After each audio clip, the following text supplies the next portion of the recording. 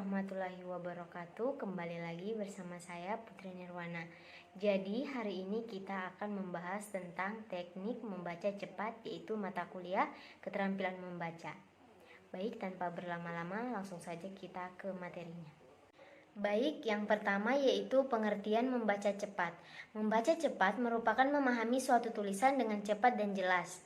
Bersamaan membaca, pikiran pun harus memahami arti bacaan yang dibaca.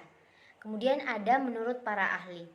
Yang pertama yaitu menurut Cenurut Hernowo 2005. Membaca cepat adalah kegiatan yang merespon lambang-lambang cetak atau lambang tulis dengan pengertian yang tepat dan cepat. Kemudian yang kedua, menurut Colin Ross 2002. Membaca cepat adalah keterampilan yang sangat bermanfaat untuk keperluan membaca sekilas dan pemahaman secara cepat, serta biasanya mencegah kita untuk tidak bosan. Baik, berikutnya ada teknik membaca cepat. Yang pertama ada teknik SQ3R, Survey, Question, Read, Recita, dan Review.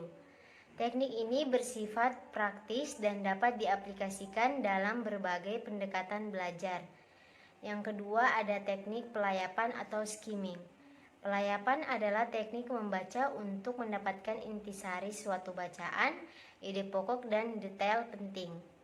Yang ketiga ada teknik pemindaian atau scanning.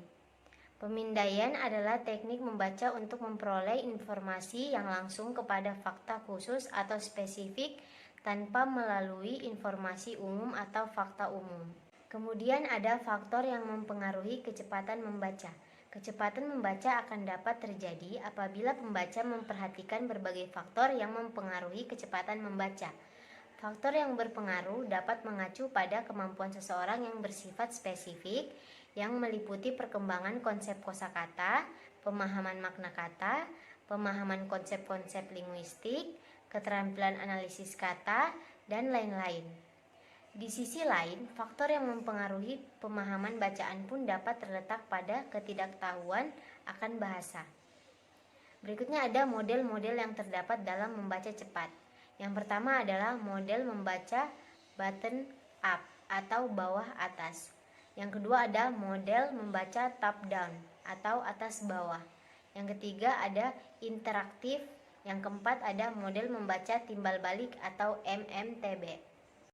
Baik, berikutnya yaitu tujuan dari membaca cepat. Yang pertama ada mengetahui topik bacaan. Kedua, mengetahui organisasi penulisan. Ketiga, mengetahui opini atau gagasan orang lain. Yang keempat, menemukan sesuatu yang menarik di dalam bacaan. Yang kelima, lebih update. Kemudian yang terakhir yaitu manfaat membaca cepat. Yang pertama, mengenali topik bacaan. Yang kedua, mengetahui pendapat orang atau opini. Yang ketiga, mendapatkan bagian penting yang diperlukan. Yang keempat, mengenali topik bacaan. Yang kelima, untuk mencari informasi yang kita perlukan dari sebuah bacaan secara cepat dan efektif. Yang keenam, dalam waktu yang singkat dapat menelusuri bahan halaman buku atau bacaan. Yang ketujuh, tidak banyak waktu yang terbuang karena tidak perlu memperhatikan atau membaca bagian yang tidak penting atau tidak diperlukan.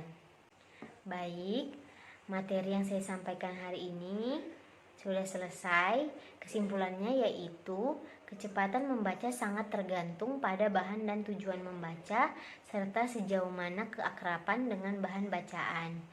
Kecepatan membaca harus seiring dengan kecepatan memahami bahan bacaan. Ya, segitu aja dari saya. Jika ada kesalahan kata mohon dimaafkan. Wassalamualaikum warahmatullahi wabarakatuh. Our man, one last chance. I love you. 3000.